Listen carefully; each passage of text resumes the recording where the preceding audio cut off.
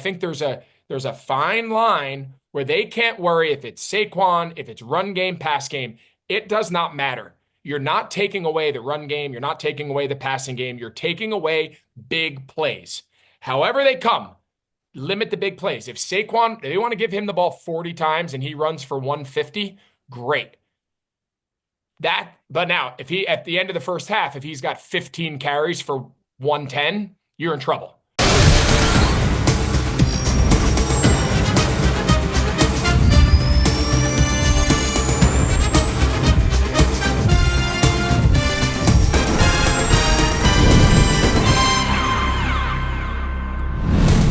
Welcome to the NFL on Fox podcast, presented by Verizon, the NFL powered by Verizon 5G.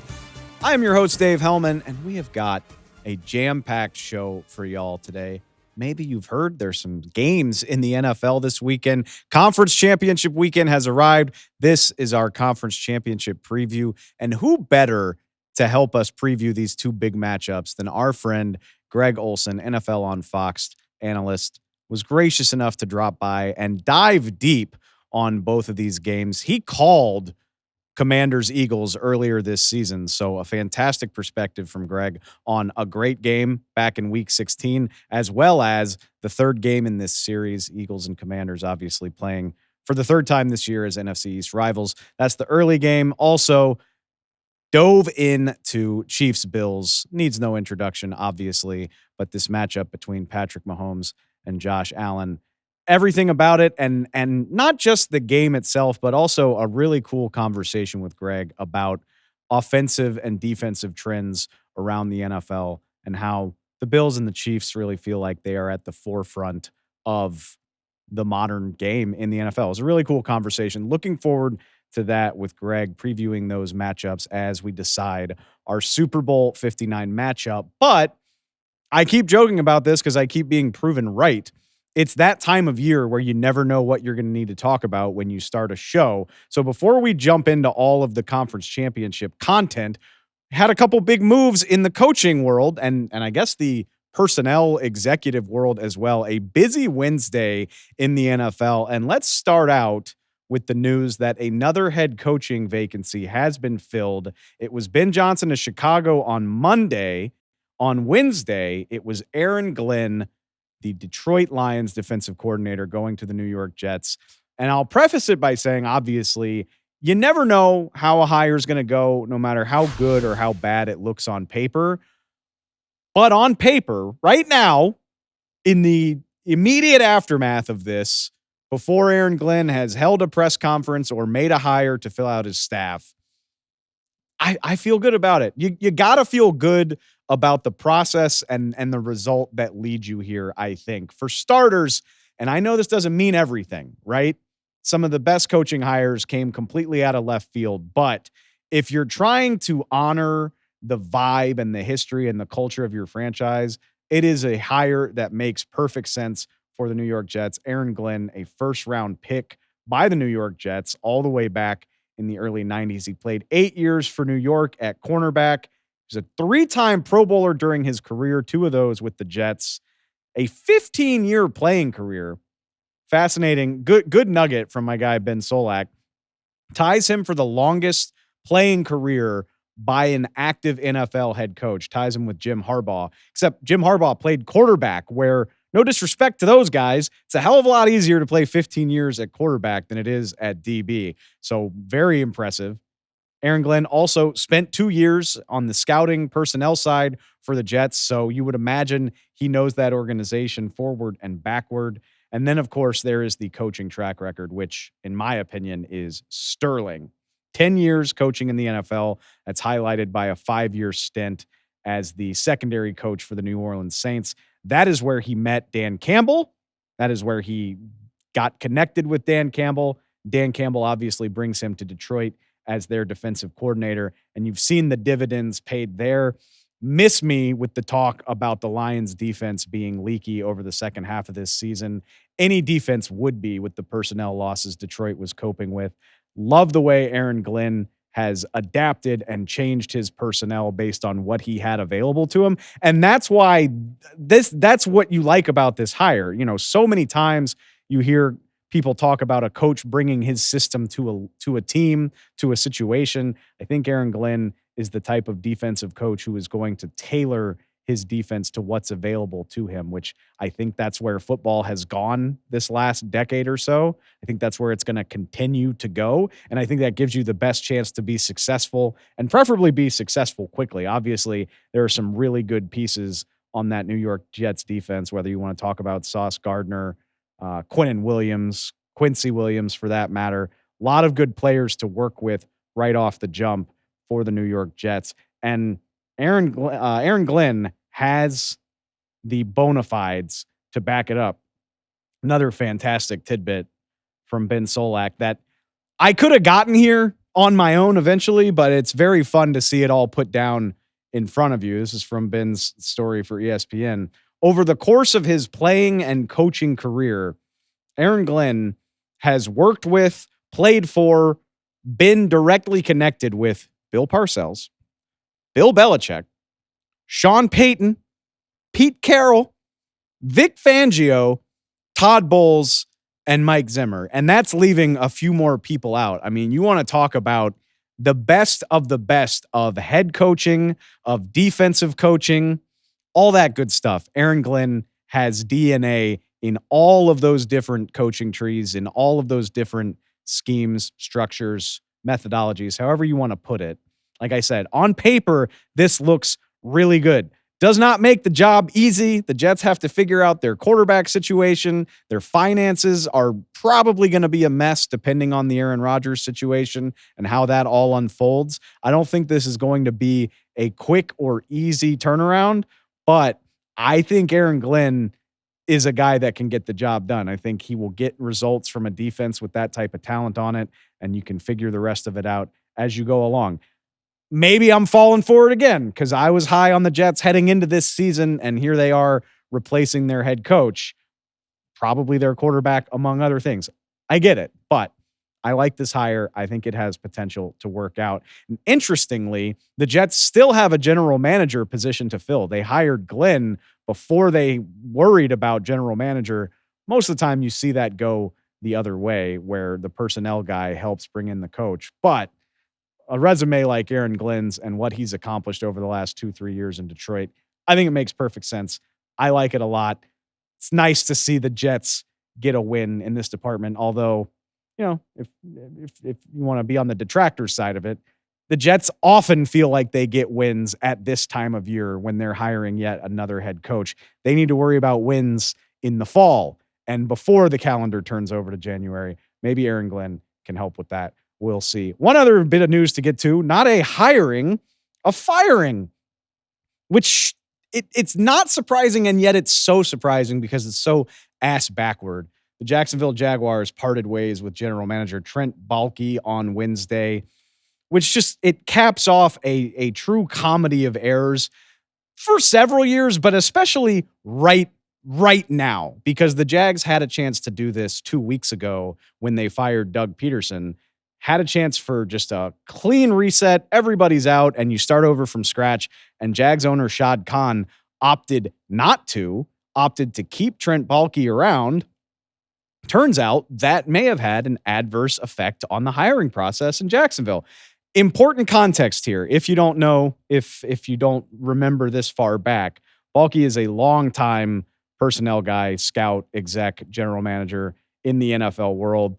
He's kind of famous for building the San Francisco teams with Jim Harbaugh that competed for Super Bowls a decade ago, but also famous for winning a power struggle with Harbaugh that resulted in Harbaugh leaving the Niners, going back to the college game, and Baalke stays in San Francisco where the teams get worse and the coaches get fired. He was eventually ousted by the Niners in favor of John Lynch and Kyle Shanahan, until he pops back up in Jacksonville, where a shockingly similar story has played out. Like, people have been joking for a couple years at this point that what does Trent Baalke do to win favor with owners in the NFL and keep surviving these bad situations? Because the Jags have now fired 2 head coaches since Baalke got sway there.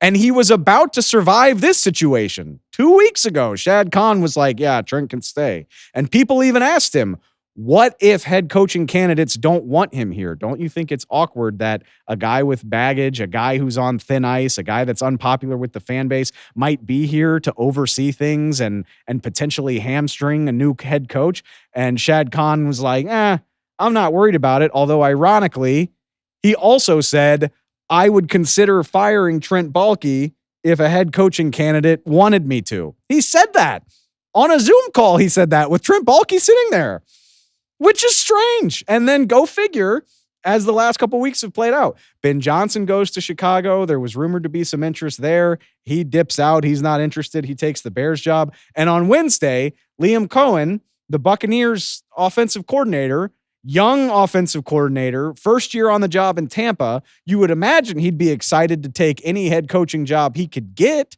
but he's smarter than that. He says, you know what, Jags, I'm not sure I like the vibes here with the unpopular GM who has survived several other head coaches. I'm going to pull my name out of the race and just stay and get a big fat raise in Tampa. I'm good. And as soon as that happens, the Jags fire Trent Baalke. I don't know what to make of it. I mean, good on Shad Khan for realizing what needed to be done, but maybe you could have done that a few weeks ago and you'd have a chance to lure a high profile coaching candidate. Maybe, you got Trevor Lawrence and you don't have to think Trevor Lawrence is the most amazing quarterback in the world, but a 6'4" super mutant athletic quarterback with a rocket arm is a nice place for a head coaching candidate to start. I think that makes your job more appealing than most, as long as you don't have some toxically weird vibes with your general manager hanging over everything. Maybe they make a great hire if this all happens 2 or 3 weeks ago, but it didn't. So now the Jags are starting over again at general manager, in addition to still not having a head coach. And remember, they're behind the 8 ball now because several head coaches have been hired. Several general managers have also been hired. Pool's thinning out a little bit, Jags. I don't know, man. It's wacky. Just, look, they got way more money than you, and they are part of a very elite club. But don't let any of these teams gaslight you into thinking that they definitively know what they're doing better than you do, because that's all I can make of this Jacksonville Jaguars situation. So we'll see where that goes. They now have 2 major hirings to make. So yeah, we'll see how the Jags handle that. We'll see what other coaching and general manager vacancies get filled. I'm positive by the time we've got our Super Bowl matchup, we'll probably have some more coaching news to cover. That does it for Coach's Corner. A very fun one, in my opinion. And now let's dive into these conference championship matchups with Greg Olsen.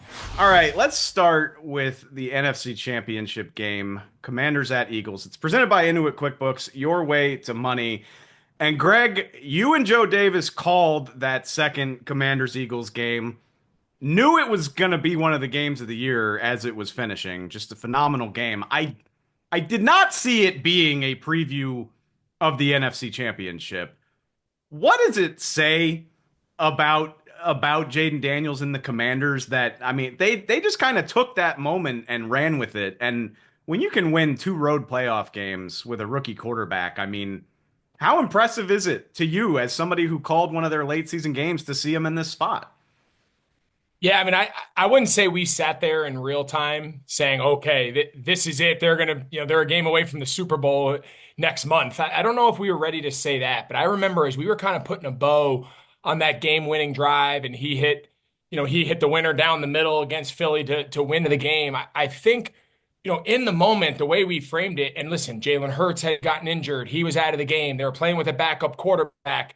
Saquon really had he had first quarter. I think he had 100 yards and then kind of struggled the final 3 quarters as Washington really kind of zoned in on just taking him out of the game. But as we were trying to kind of frame the game, it became pretty evident that Jayden Daniels, 5 touchdowns, not just 5 touchdowns, not just overcoming 5 turnovers, but doing it against what we came onto the broadcast. We said, this is the best defense in football. Vic Fangio has this group.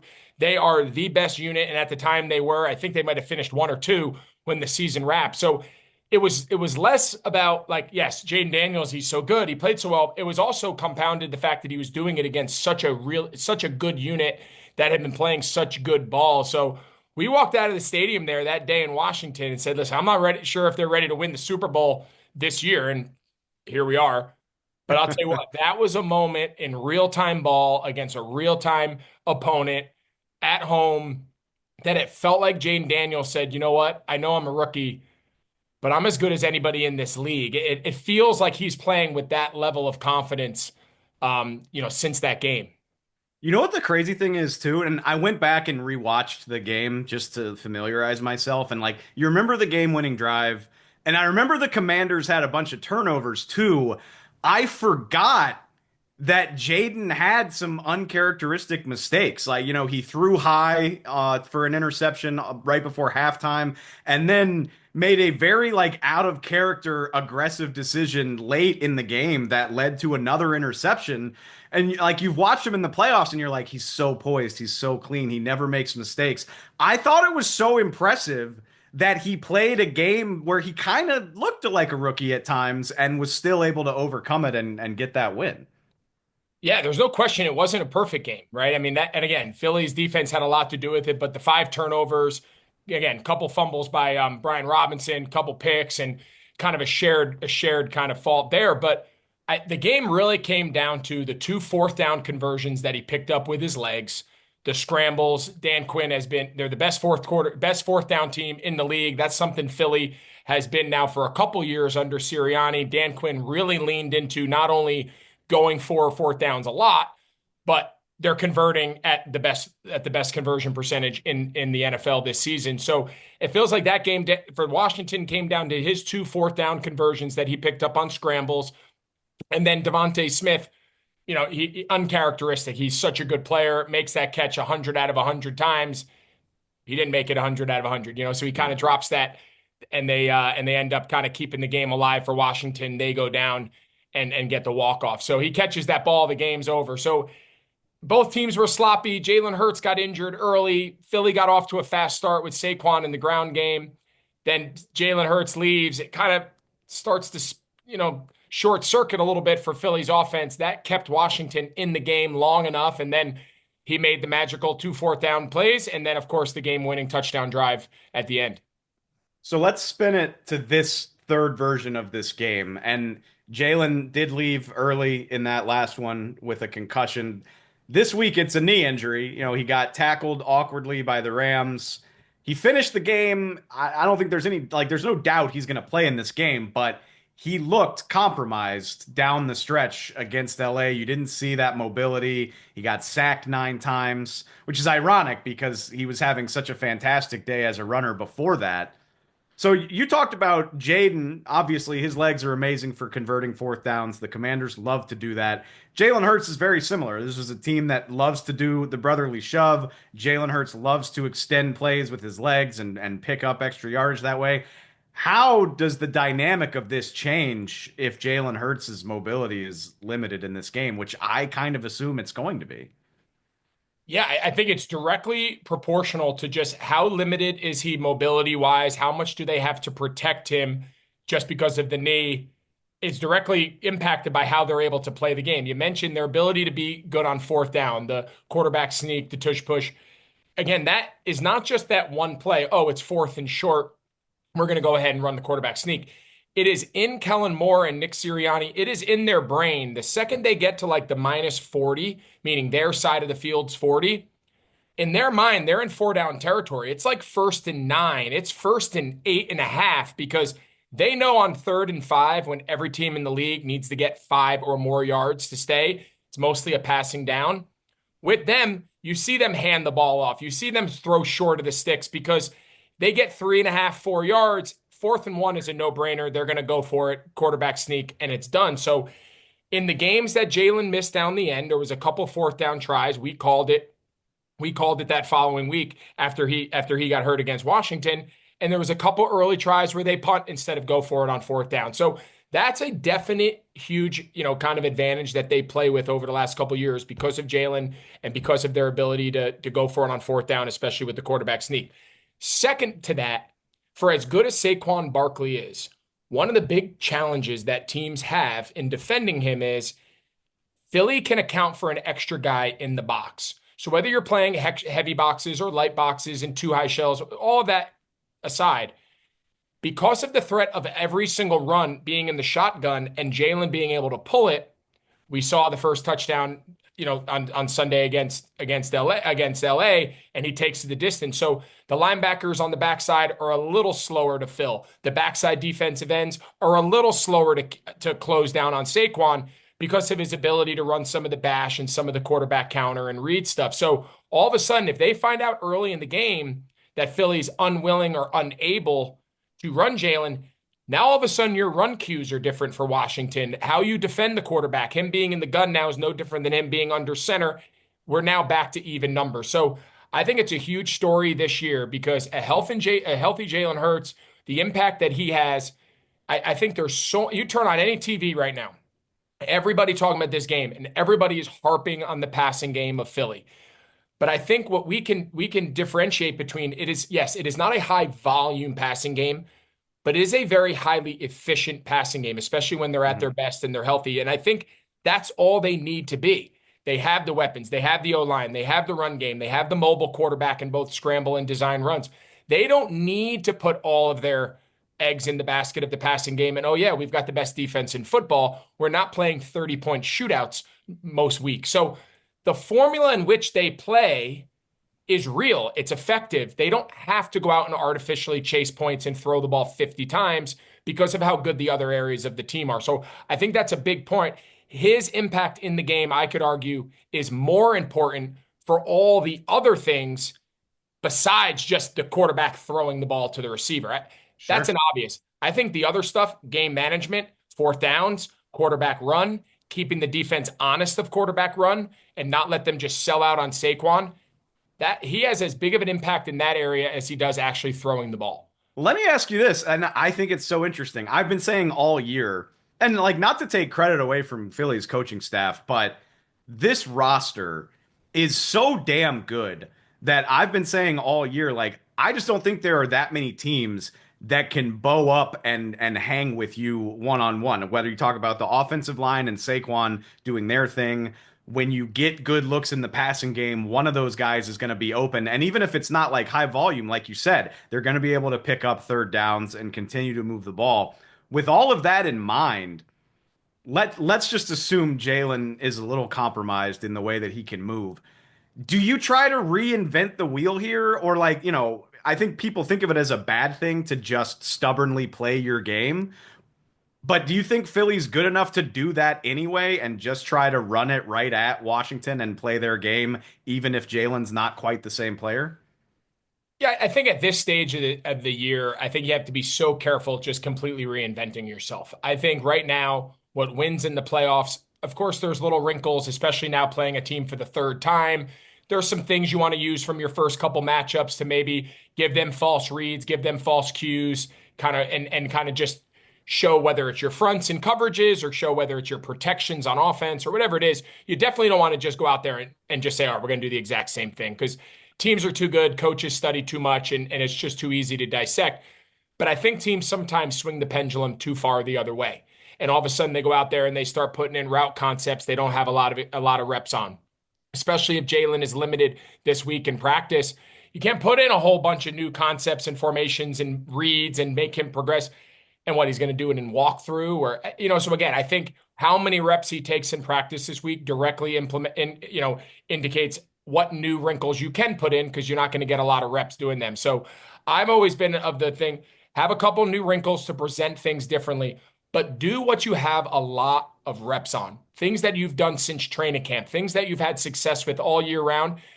Now, maybe it's a different formation. Now, maybe we hide it because we set the formation to the different boundary or we use motion or shift to just show a different picture to the defense pre-snap. There's a lot of ways to disguise things, but I just think you have to be careful, especially in a game of this magnitude where everyone's going to be amped up and there's a lot on the line, throwing too many new things at your guys. And, nowadays you're going to get maybe one full practice a week at this stage in the year, and your quarterback may or may not even get any of those full speed reps.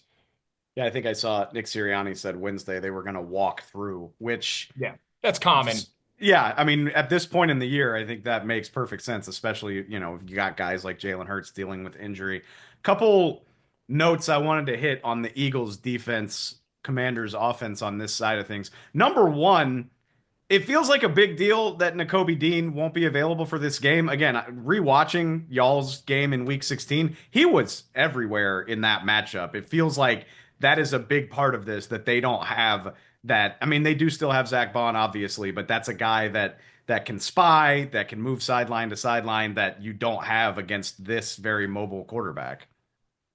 Yeah, I think that's spot on. Obviously, the defense has played at a high level, pretty much the whole year. Vic Fangio is as good as it gets as far as taking away what you do best, taking away what, maybe you've had success with, whether it's in their two matchups or just in general throughout the year. But I think the versatility of a guy like Zach Bond, I think we've talked, it seems like every week everyone just talks more and more about him.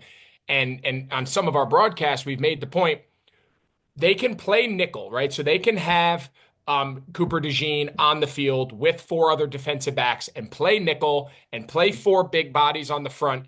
And then Zach Bond is like their extra down player. So if they want to build five-man spacing, which is kind of like a Vic Fangio kind of staple, they can build five-man spacing. So two edge players and then three big bodies on the interior and then two off-ball chase, run and chase guys. So of course that was Nakobe Dean.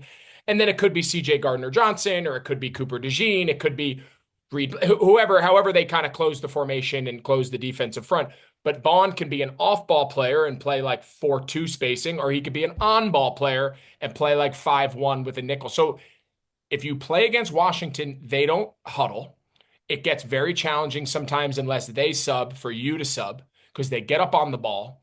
So I think there's going to be a lot of times where the ability to stay in the same personnel grouping for Philadelphia, but present different looks, present different fronts, present different coverage structures, but it's the same 11 bodies. I do think that helps you out because in order to build all those fronts and coverages, if I have to sub personnel groupings between base and nickel and dime, and I can't do it because I don't know how fast you're going to snap the ball because you don't ever get in the huddle. So I think, and again, Washington is, they're not huddling, but they're not necessarily always running no huddle, right? So I think that's a key differentiation. They're not always going fast. They're just getting up on the line of scrimmage and they could snap it now or they can snap in 15, 20 seconds from now. You don't know because they can alter their tempo. So I think all of that is a big part of how Fangio puts together this defensive scheme. How many different fronts, looks, pressures, and coverage packages can I put in from the same personnel grouping if I get stuck with those guys on the field because they don't allow me to substitute? I love the way that ties into my other point, which was Fangio tried to blitz Jayden pretty frequently in that last game, and it did not work. I looked it up. Next Gen stats, according to them, Jayden was 10 of 15 for 173 with 3 touchdowns when the Eagles brought extra rushers at him. But at the same time, this is not a guy that you want to like drop 8 and just let hang out back there. So how do you find the balance there if you're Vic Fangio in pressuring, but also not losing the plot against a guy who can clearly handle it? Yeah, so of course the ultimate dream for every defensive coach is that you can rush 4 and that your front's going to get there and that the quarterback isn't going to be able to go entirely through his progression and have a lot of time to stress your coverages, right? That's every dream defensive coordinator has. And again, at times this Philly defensive front has been a bear and they've been tough and they've got some guys that have stepped up. Obviously, Jalen Carter at the end of that game kind of took over. Granted, they decided not to block the best player on the field, but that was just a breakdown by Los Angeles. But he can get after the quarterback and win one-on-one. I think Nolan Smith has really come on and played well. So, I mean, they got guys that can get after the quarterback that they don't have to always pressure. I think the fine line for Fangio is because so much of this offense is there's like an RPO quick game element where he's highly accurate, the ball gets out. He really attacks like the 15 and under, the 8 and under, like those bands of the defense. So if you think about it in like 3 tiers, right? There's like the yard, the line of scrimmage to like the 5 or 6 yard line. Then there's like 6 to 12. And then there's the deep game over your head. And we're trying to go, they kind of operate in those first 2 levels and the ball comes out on time. So you kind of have to get a feel for if it's going to be a catch and throw game. there's really no sense in bringing a lot of second level pressures because all you're doing is voiding zones. All you're doing is just opening up more space on the back end. If this is a catch and hold game and they think Washington wants to send layers in McLaurin deep and try to get layers into the coverage, now I'm more willing to bring some guys and try to speed up the clock of a young quarterback. So I think a lot of it is just an ebbs and flows of the game. And I think Fangio, of course, is prepared to heavy blitz, no blitz, bring four, bring five down, bring four down with an extra off-ball backer, play man zone. Obviously, everything starts in those high shells, and they play everything top down and keep the ball in front of you, nothing over our head. Like that's a Fangio for the, test of time staple. Forever, So yeah. again, so there's a lot of ways that he can look at the game, but typically speaking, quarterbacks that want to catch and throw, ball out of their hand and get high completion percentage, it really doesn't make sense to blitz guys like that, right? So you got to figure out how does Washington want to go into this game? What does Kingsbury and Jayden feel comfortable attacking? Do they want to just underneath this game to death and just keep the integrities of your zones, mix up your leverages, mix up your pictures, and try to get Jayden to hold the ball by taking away early reads, and now your front's got to win and your front's got to get there?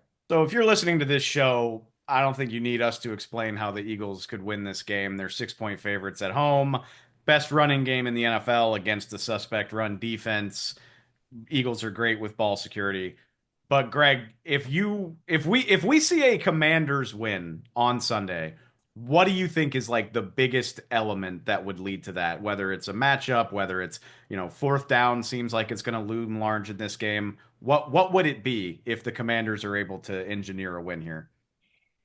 Yeah, so I think my answer again, we're filming this. What is this, Wednesday? I know I'm getting way out ahead of No, it. I'm just saying. Sorry. The reason I preface that by saying is I want to know where Jalen Hurts is. If Jalen Hurts comes out today and he's full participation, albeit a walkthrough, and we get videos and he's moving around pretty good, I think I feel a little bit differently. If he's going to be really limited and he's going to be in gun, just operating from his spot, mobility is going to be an issue. Design runs are probably off the table. I'd probably give you a different picture. So putting all that aside for a minute, as far as just Washington goes, obviously they can't turn the ball over five more times. You are just not, that was an anomaly. That took a unique circumstance, a unique situation to overcome five giveaways and win an NFL football game.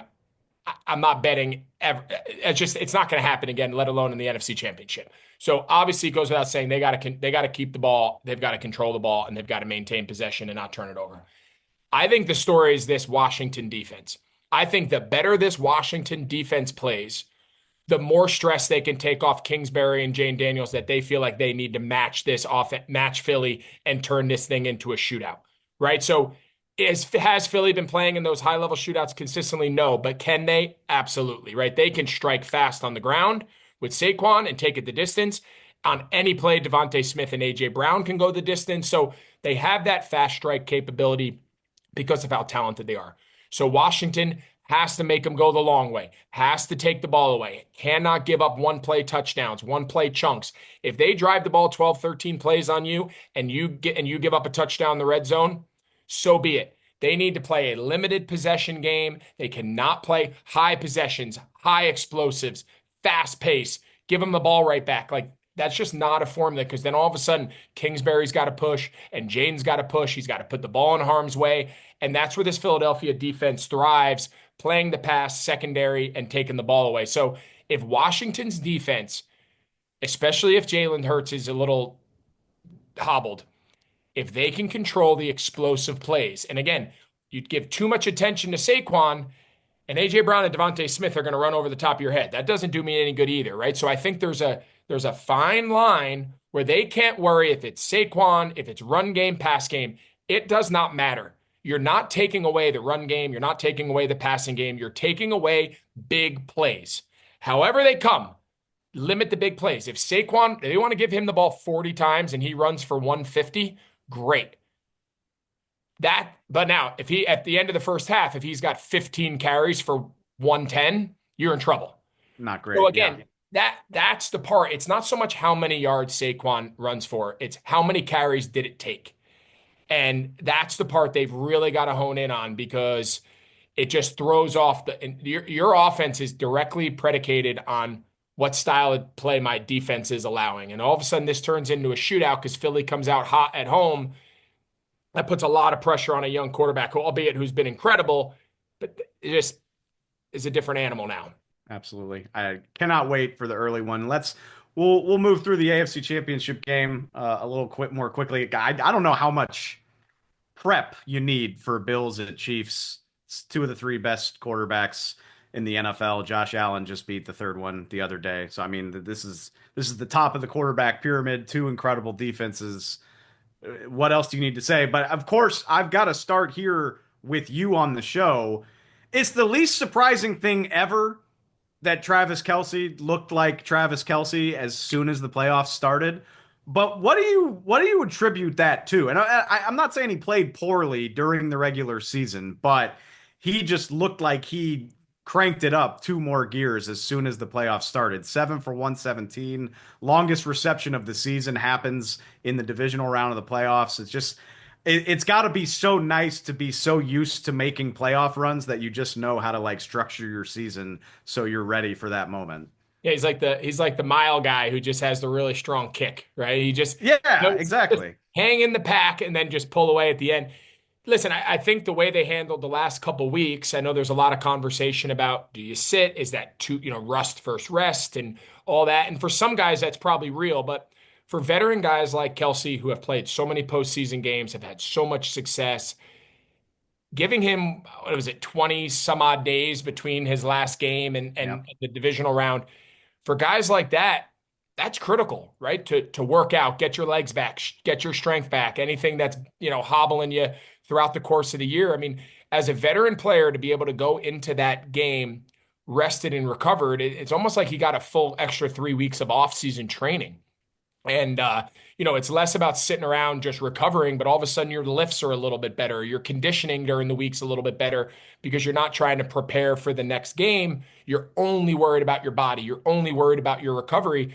There's something to be said for that. So I do think he was able to get his legs under him a little bit, and that showed. And then there's just a rare connection that him and Mahomes have. And it's not about what routes they run. It's not about, they have a unique feel that no matter where Kelce goes, no matter what the body language of the route looks like, it's not going to look like it did in practice. It's not going to look like it does on the chalkboard. It doesn't fool Mahomes ever. So he's always ready to throw. He can throw from damn near on the ground, like the touchdown when he's falling forward being sacked. And that wasn't even the route, right? Kelce goes in, he senses it, and he just adds a little depth to his route because he sees the split safety and he's just got to get behind the linebacker and he's wide open. So you can't coach that. You can't teach that. That's just a high level of understanding between him and his quarterback. And you just can't replicate the connection that they have no matter how hard you try. And a lot of coaches, and Andy Reid, I think, is brilliant in a lot of ways, not just because of his play calling. A lot of coaches would have tried to undo that freestyle flow that Mahomes and Kelce have been doing for years now, and because it scares them. What do you mean? What do you mean I don't know your route depth? What do you mean I don't know your landmark? Like that to a lot of coaches that scares them. But a guy like Andy Reid is so confident in his system. He's so confident in his players that he empowers them to say, you know what, you've earned the right. And it might bite a couple times. It might backfire. But man, more times than not, you guys have special plays in you that we just can't plan for. Go be you. Go be special. And it just seems at the biggest moments when there needs to be a play, Mahomes hangs on Kelce a little longer than he should. He hangs on Kelce when the look's not perfect because you can't defend the original route, then the secondary adjustment, and then the scramble drill. Like it just doesn't look anything like it did all week in practice. And that's the unique nature of what those two guys do every week. And they seem to do it when it's at its best, when the game is at its highest point. I'm gonna try not to get too in the weeds here, but I just think it's so interesting, right? Like in football right now, our Patrick Mahomes and Josh Allen helped get us to this point where we had so many explosive plays and teams, started playing all this too high safety. They're trying to keep everything in front of them. They're trying to take that away. We've seen teams go back to the run game as a result of it.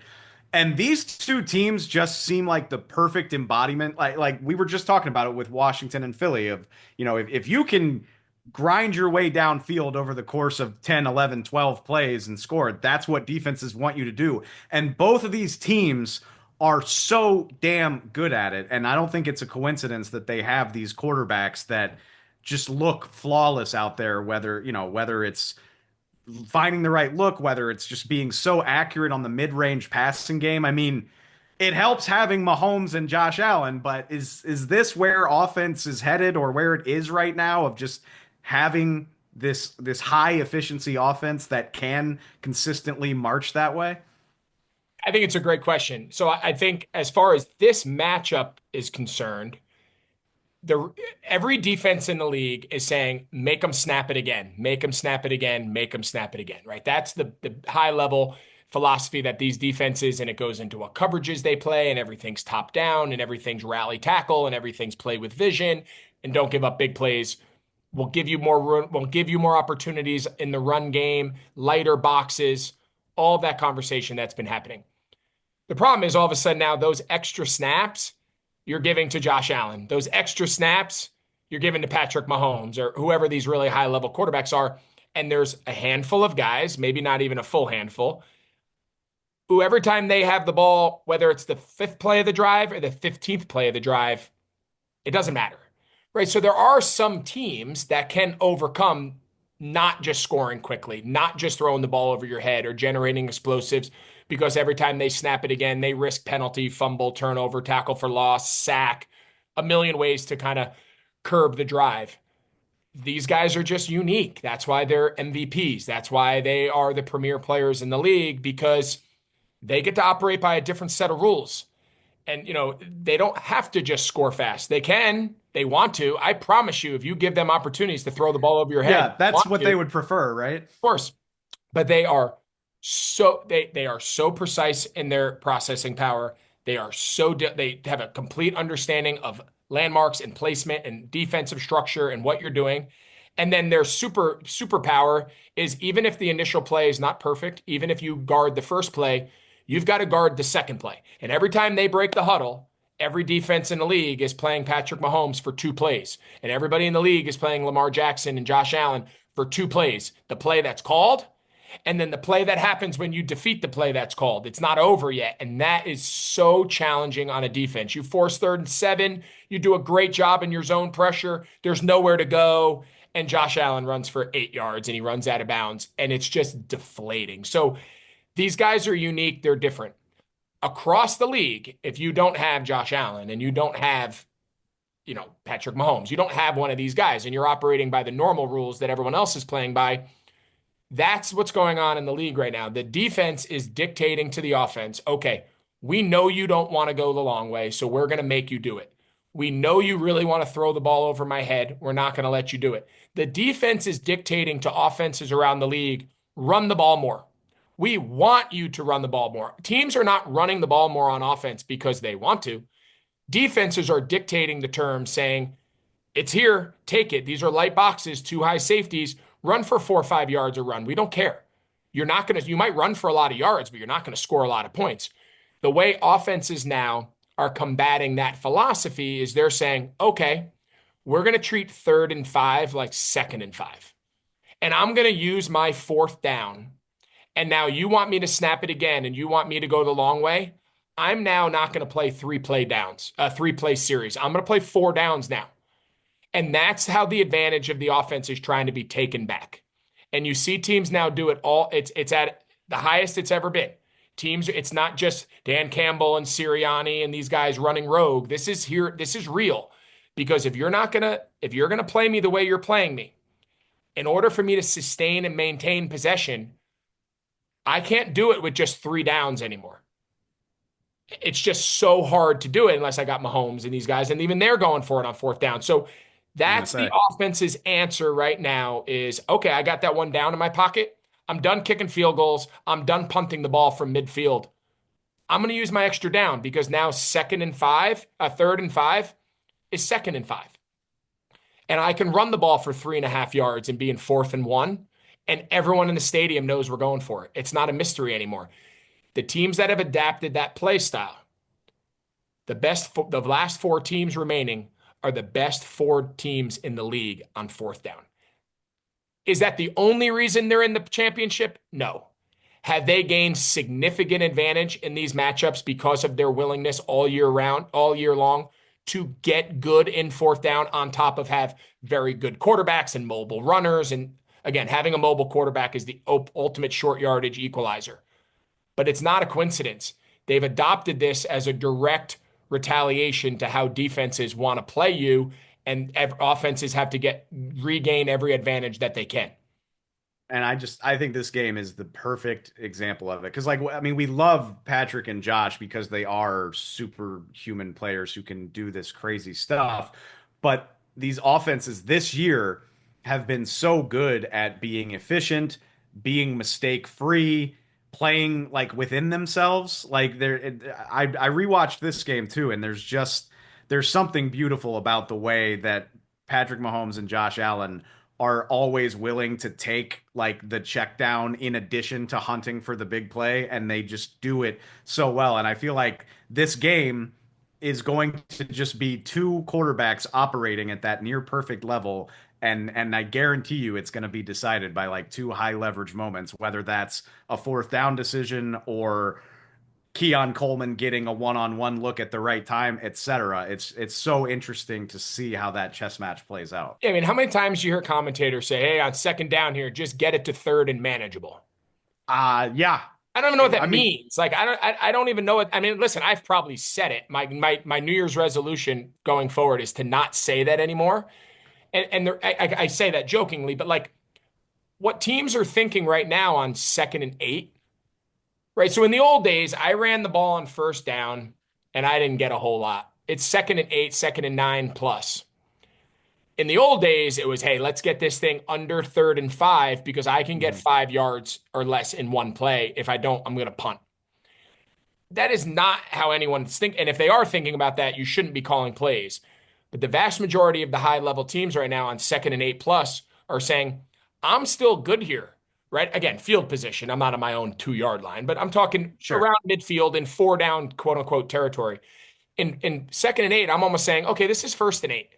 I don't need to overreact here, right? I can run, I can pass, I can stay in a neutral down. 2nd and long is no longer a passing down, right? I'm no longer allowing you to bring in nickel and bring in your nickel pressure, saying you're not going to run the ball on 2nd and 8 because if you get it to 3rd and 5, you're not thrilled anyway in the old days.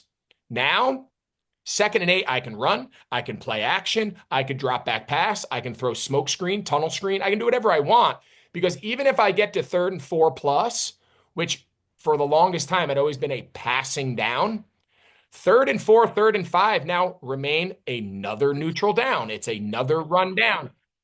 Everything, I have my entire playbook at my disposal now because 3rd and 4, 3rd and 5, I'm not looking at my 3rd down calls anymore. I'm bringing in 11 personnel, drop back pass, 6-man protection, and saying I got to throw the ball past the 1st down marker to gain a 1st down. I don't want to throw it short because if you tackle me, they all stand up with a fist and we punt.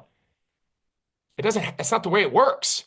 So that's the advantage that offenses are taking back from the defense. All right, you want me to underneath you to death and nickel and dime you to death? Good. I'm going to give myself an extra down to do it. My favorite thing too is now you get the fist on 4th down, and I'm like, guys, the offense is not leaving the field. Exactly. So that's again, we kind of, I'm not trying to toot our own horn, but 2 years ago in the Super Bowl, or was it 2 years ago in the NFC Championship? It was either the NFC Championship or the Super Bowl with Philadelphia. And we talked about 3rd and medium, no team in the league throws it short of the sticks or runs the ball more on those downs than the Philadelphia Eagles. I think they threw like a short screen or whatever it was. It might have been the NFC Championship either last year or 2 years ago. And sure enough, because in their mind, 3rd down, 2nd down. And when you fully embrace that and you completely wrap your brain around that this isn't just by the gut, this isn't just throwing darts at the wall, that this is built into my foundation of who we are as a team, I'd love to be that play caller because it's a lot easier to pick up 10 yards with 4 than it is 3. I think it is such a great point that these four teams playing this weekend seem to have a better understanding than that. Than I'm not going to say everybody in the league, but then a lot of teams in the NFL. Like if I was going to name off the short list of teams who thought that way, these four teams need to be on your list. So I think it's a fantastic point. I think it's going to lead to some great football this weekend. And we'll leave it there. But Greg, I can't tell you how much I appreciate it, man. I hope you enjoy the games. All right. Appreciate you, man. Thanks, Dave. Thanks again to Greg Olsen. One last thing to get to. Let's dive into our Super Six for Conference Championship weekend. Of course, we're doing the Super Six. Yes, the season's almost over, but we still have time to make these picks. If you're unfamiliar, head on over to foxsports.com or the Fox Sports app. It's the Super Six. You make 6 bets. You make 6 picks about different action between the two games. Who's going to have the most yards? Who's going to score the most points? Who's going to win these two huge games? If you make all 6 picks correctly, you can win big prizes. And I press on. The track record, maybe not sterling, but undaunted. I will be here to try to point you in the right direction with 2 props this weekend. Going to try to get this right eventually in these playoffs because we're going to stick with our favorite prop of who will finish with the most receiving yards in the conference championships. Your choices: A.J. Brown of Philly going against Washington, Scary Terry McLaurin going against the Eagles, Khalil Shakir of the Bills going against the Chiefs, or of course, Travis Kelce going against the Bills. And I'm going to rock with the Hall of Famer. I'm going to rock with Travis Kelce. Greg Olsen explained it way better than I could earlier in the show. But I just don't think it's a coincidence that Travis Kelce looked like the 2019-2020 version of himself in that playoff game against the Houston Texans. 7 catches, 117 yards, like almost tripled his yards per reception average from the regular season. Not going to say he wasn't trying in the regular season. I think he just knows how to throttle things up, how to throttle things down, what he needs to be doing at different times of the year. And now is the time to go all out. I don't see this Bills-Chiefs game as being overly explosive. I'm sure there will be some shots downfield, but by and large, these are ball control teams that want to run the ball and move the ball efficiently. Travis Kelce is perfect for that. He's going to be the outlet guy. He's going to be the guy sitting open in the middle of the field somehow. I think Patrick Mahomes is going to find him 6 to 10 times, and I think he's going to have a gaudy yardage total for the second week in a row. You maybe have already inferred this, but I'm picking the Kansas City Chiefs to get back to their 3rd straight Super Bowl. I think Travis Kelce is going to have a huge hand in that. The other one, who's going to score the most points in these two games? Which team will have the highest point total? This one's tough because, again, I know the Bills scored 30 on the Chiefs in the regular season. I don't see Chiefs-Bills being this high-scoring shootout of a game. Like, maybe the winner of that game has 27 points at the most, but I see it as more of like a 24-20 sort of situation. Whereas I think Eagles-Commanders could be a true shootout. You know, the Eagles scored 26 points in the first game against Washington. Obviously, the second game was the bonkers 36-33 game. I don't see this being a defensive-minded slugfest, or you know, if it is, then I think it's because the Eagles win very handily. I do think it'll be a good game, but I've got the Eagles scoring 31 or more. So yeah, I'm gonna rock with the Philadelphia Eagles to get a home win, and more importantly, for the purposes of the Super Six, score a lot of points while they do it. 28, 30, 31 points. Yes, I got the Eagles scoring the most points on conference championship weekend. So I guess I indirectly just said, I think I've got a Chiefs-Eagles rematch in the Super Bowl. We'll see how well that ages. My track record in the playoffs has not been amazing, but there's no time like the present. All right, that does it for the show. We will be back on the other side of the weekend to break it all down. Conference championship weekend. Hope you enjoy. Hope it's as good as it looks on paper. And we will talk to you Monday as we give you all the latest news, insights, analysis from the two games. And of course, it'll be time to talk about and take an early look at our Super Bowl 59 matchup. The clock will officially be started on New Orleans. We will know. It's been a long road. It's weird to think about, but we will finally know who's playing Super Bowl 59. That's Monday. Until then, enjoy the games, y'all. I can't wait. I'm looking forward to it.